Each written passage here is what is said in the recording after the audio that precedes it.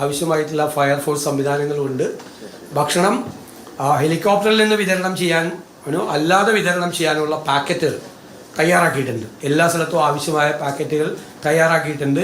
മുന്നൊരുക്കങ്ങൾ എടുത്തിട്ടുണ്ട്. ഇപ്പോൾ സംസ്ഥാനത്തുടനീളം ആകെ ഉള്ളത് 316. ഇന്ന് രാവിലെ 9 മണി വരെയുള്ള റിപ്പോർട്ടാണ്. 316 ക്യാമ്പുകളിലായി 11,018 പേരാണ് ഇപ്പോൾ ഉള്ളത്, ക്യാമ്പുകളിൽ ഇപ്പോൾ ഉള്ളത്. നമ്മൾ ഇതുവരെ മരിച്ചവരുടെ എണ്ണം കണക്കാക്കിയിട്ടുള്ളത് 15ആണ്. അത് കോട്ടയം ജില്ലയിൽ ഈരാറ്റുപേട്ട ഭാഗത്ത് പൂഞ്ഞാർ നിയോജകമണ്ഡലത്തിലെ 2 പേരും ഒരു കുട്ടി അപകടത്തിൽ പുതുപ്പള്ളിയിൽ ഒരു ടാങ്കിൽ വീണ് മരിച്ചതും ഉൾപ്പെടെ 3 പേർ, ഇടുക്കിയിൽ 2 പേർ, വിഴിഞ്ഞത്തും മുതലപ്പുഴയിലും ഓരോരുത്തരും മരിച്ചു. ഓരോരുത്തർ 2 സ്ഥലത്തും മിസ്സിംഗ് ആണ്. കൊല്ലത്ത് 2 പേര് മരിച്ചു, 2 പേരും മിസ്സിംഗ് ആണ്. അതുപോലെ മലപ്പുറം ജില്ലയിൽ 4 പേരും മരിച്ചു, ഒരാൾ മിസ്സിംഗ് ആണ്.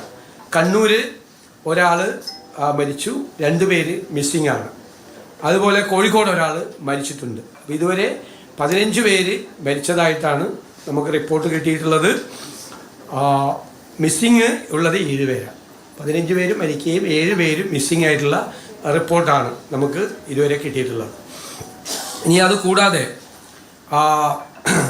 ദുരന്ത 30/7/2026 തന്നെ ഇതിൻ്റെ തലേ ദിവസം തന്നെ ദുരന്ത നിവാരണ വകുപ്പ് സെക്രട്ടറി ജില്ലാ കളക്ടർമാരുമായി യോഗം നടത്തി തയ്യാറെടുപ്പുകൾ വിലയിരുത്തിയിട്ടുണ്ട്.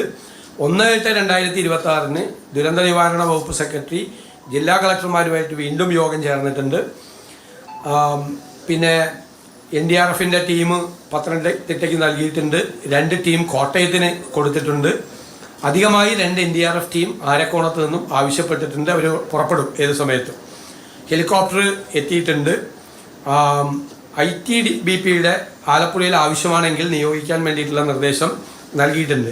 കണ്ണൂർ, വയനാട് ജില്ലകൾക്ക് ആവശ്യമാണെങ്കിൽ ഡിഫൻസ് സെക്യൂരിറ്റി കോർപ്സിനെ നിയമിക്കാനും നിർദ്ദേശം നൽകിയിട്ടുണ്ട്.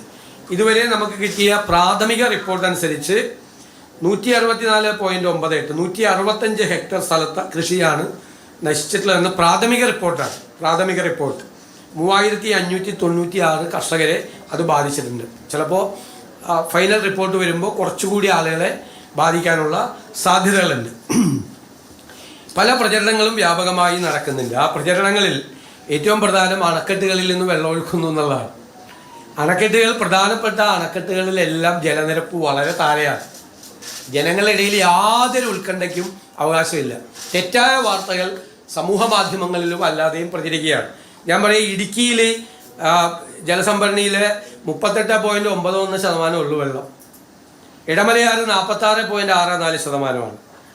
ബാണാസുര സാഗറിൽ 52.9%. കക്കിയിൽ 44.82%. കല്ലടയിൽ 45% ഉള്ളൂ. മലമ്പുഴയിൽ 35% ഉള്ളൂ. പീച്ചിയിൽ 34% ഉള്ളൂ.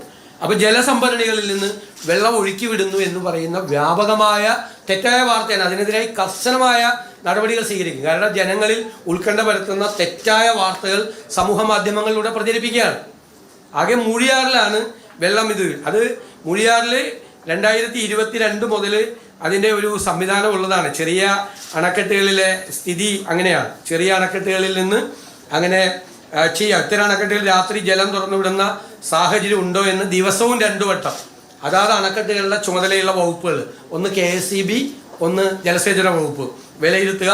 ഉണ്ടോ ഇല്ലയോ എന്ന് നേരിട്ട് ജില്ലാ കളക്ടറെ അറിയിക്കുക. ജില്ലാ കളക്ടറുടെ കൂടെ അംഗീകാരത്തോടുകൂടി മാത്രമേ തുറന്നു വിടുകയുള്ളൂ.